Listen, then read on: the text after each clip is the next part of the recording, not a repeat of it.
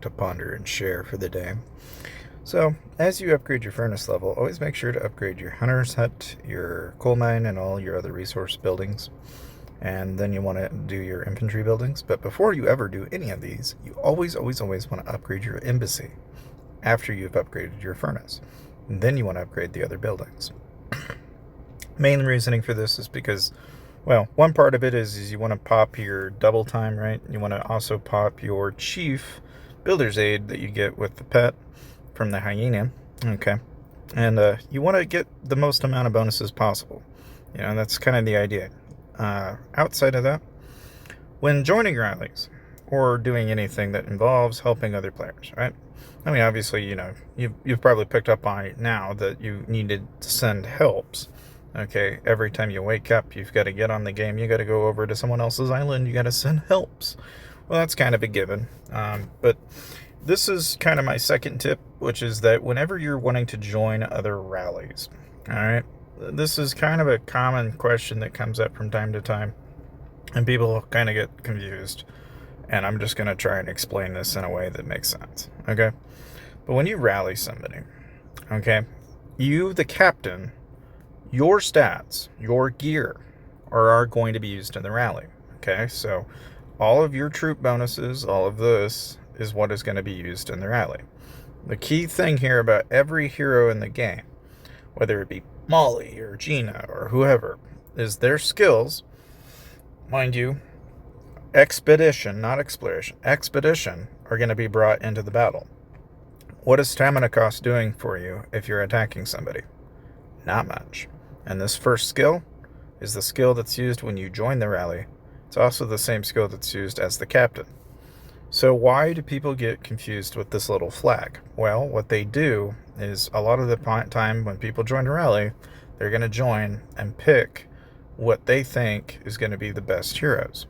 The problem is nowadays what'll happen is, you know, okay, we used to say, okay, the first 4 people that join the rally, all right, just make sure those people are right, the rest can put on whatever. No longer can you get away with this. So oftentimes what you'll find people doing, and this goes for defending or attacking, is that they build up sets of different heroes that they use depending on what the situation provides, you know. And so they'll go into their balance, they'll set their balance for whatever they're attacking, and then they'll go out and attack. You know, is there a right answer here or a wrong answer? It's really ultimately going to be determined mainly based on the skills and the level of heroes that you have at your disposal.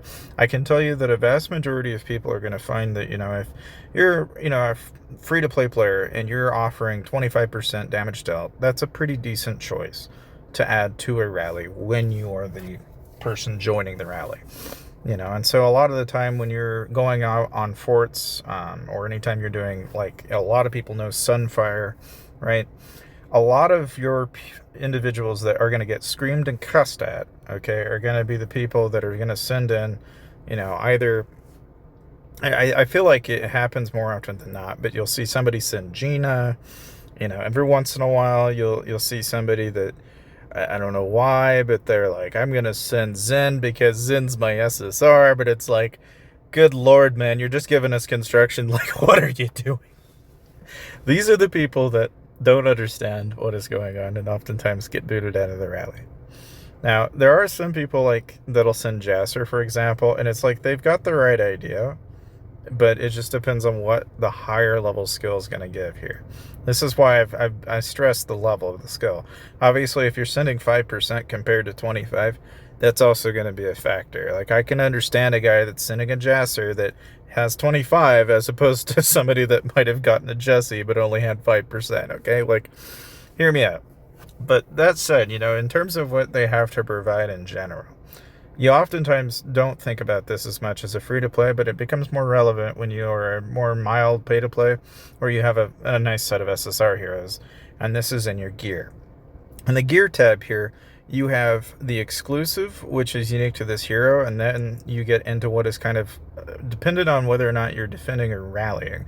Like a defender bonus in this case is going to increase lethality by 5%, and it works kind of like a multiplier, so it's not just 5% increase to lethality so much as it's more of a multiplicative effect, where you're really taking 5x of whatever you have.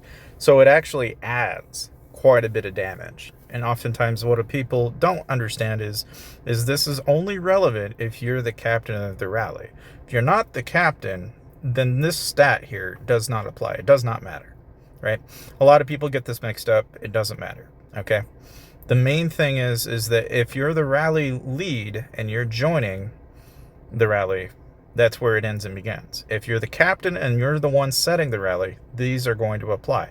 So if I'm on top of a fort and I take over the fort, then Molly's Yeti Spirit could be used. Okay, but if I go out and attack somebody, you have to also read the verbiage here. Defender troops, meaning if I attack, that Yeti Spirit is not going to apply here. It's not going to be relevant. All right. So the next thing that, and this is kind of my third tip, right, is now I've kind of given you an idea of what skills and what gear. Now we get into kind of what, I was kind of foreshadowing it a little bit, but you of course you have, not only the different types of situations you can throw yourself in, but also their balance, right? I've been a huge proponent of having 60% infantry and then play with the Lancer and Marksman route whenever you're going around attacking or defending. And this goes for Alliance Championship, for a lot of other things, because typically you find that if you have more infantry, you're going to live longer, and that's going to do a lot of benefit for you in the long term. But ultimately what you need to understand is so, like, for example, if I were to just drop this down to 50%, and I drop this up to 32%, you're going to do that much more damage to infantry. The opposite can be also said that, if you're defending and you want to do more damage to their marksmen, you increase that Lancer count. But what do you think is going to happen first? Because you often have to think in terms of this game's priority, in terms of what actually happens when you attack somebody, which is that infantry are going to be in the front. The thing killing them fastest is going to be the marksman. So if you're attacking, it makes sense to kill their infantry as quick as you can. So you only have two things that you need to really worry about in that situation. Not killing their marksman, killing their infantry. So oftentimes you're not going to see as many people that are going to be sending something like that, where, it's like they send little to no marksmen and they send 50-50 or something like that. You're never going to see it often, because unless their goal is to get rid of their marksmen, in which case then that might be an effective strategy, right? But you have to kind of understand it from that perspective. It's the goal is tiered in a way that, it's like, okay, we know what they're doing, but now you kind of understand what the logic of that is, right? So that was, kind of my segue to the third tip as far as that is concerned. Now, my fourth tip is kind of goes into, not only the bonuses that you apply, like, again, these all work like multipliers, so having them on is a crucial step in winning any kind of battle. I mean, I think it's just kind of a given, but a lot of people blow it off like it's no big deal. You really should be wearing those if you are in attack mode. Like, if you're the captain, that's going to be a big deal. If you're the one joining the rally, do you think any of this shit matters? No, not really. Because all you're doing, you're not contributing stats, guys. When you join the rally, the only thing I care about is the troops that you're sending. Okay? If you're the below Joe that's decided that I'm going to send tier, a whole mix of freaking, 1s, 2s, 3s, 4s, and 5s, and not sending the highest possible unit possible, you're the one screwing us. Okay, so let me be clear. The only thing that matters here is the composition of troops you're sending, and that's it when you're joining the rally. And the same goes for defending and, joining a garrison. It's pretty damn important that you get that straight, Otherwise, you're just not really doing anyone any good. Now, my fifth tip is kind of more ambiguous, but I feel like a lot of people have probably saw that I was going to segue to it, and that's chief gear. And oftentimes people ask, okay, what do I need to focus on? How do I focus? What am I supposed to do? I have always suggested you work on your infantry first, right? Because it makes sense, being that they're the ones in the front of the line. Then the marksmen and the lancers is a question of whether or not are you defending more frequently or are you attacking more frequently. You are attacking more frequently, it makes more sense to increase marksmen. But just like everything in this game, you have two directions. You have both the gear as well as the charms. And what do you guess? Neither one of these are for free to play. It's expensive, it's not cheap, it's thousands and thousands and thousands of dollars to upgrade. So you really oftentimes want to evenly build these up as much as you can. And part of the reason why you do this, okay, is because down here you'll notice that you get bonus based on whether or not you have that set of gear up to a certain level all at the same time. So a lot of the time people will try to even these out, and there's no harm in that. And obviously, if you're not already aware, showing your gear and not showing your gear is done here. It's a given that you don't want to show people your chief gear unless you just want to show your own hands, so to speak. And of course, I've always stressed this, but I don't feel like I stress it enough. You want to focus on the growth tree a lot sooner than you want to work on the battle tree. Because once your growth tree is pretty much close to done, then you just need to go all in on the battle tree. And you need to get down and really work on this, because this is ultimately what will help you win fights, even as a free-to-play. It makes a huge difference. But I would say that would be pretty much it on my 5 tips that I have regarding, going about the game. I guess if you have any other questions, feel free to let me know. But if anything, you'll find that you'll get more and more pets that will eventually, kind of aid you in your ability to go around and attack other players. And those are all nice and well, but I would say the only strategy that it seems viable to me is just upgrade the ones that you're going to use on a regular basis, because just like gear, pets are not cheap. If you're wanting to pick on what is best, is really going to be dependent on your server's age. And then you get into the whole realm of, well, do I invest in certain heroes? Do I buy their chief gear? And my only answer to that is I feel like you have to think of heroes kind of as like a temporary investment in that week. If you plan on using like a Molly maxed out, it's great in the first generation. You might be wondering what I mean by that. I mean that, yes, over time you will acquire new heroes depending on how old your server is. The older your server gets, the more heroes you get, and every new generation of hero is stronger than the generation prior to it.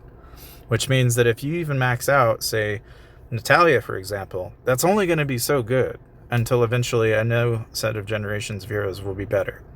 Now, you also might be wondering, well, then if that's the case, why work on the hero? And now you understand why I've always suggested with the gear list that you have 1 set for infantry, 1 set for range, and 1 set for lancers. Because guess what? You don't like this hero. This hero's no good anymore. Unequip, put it on the new hero. Problem solved.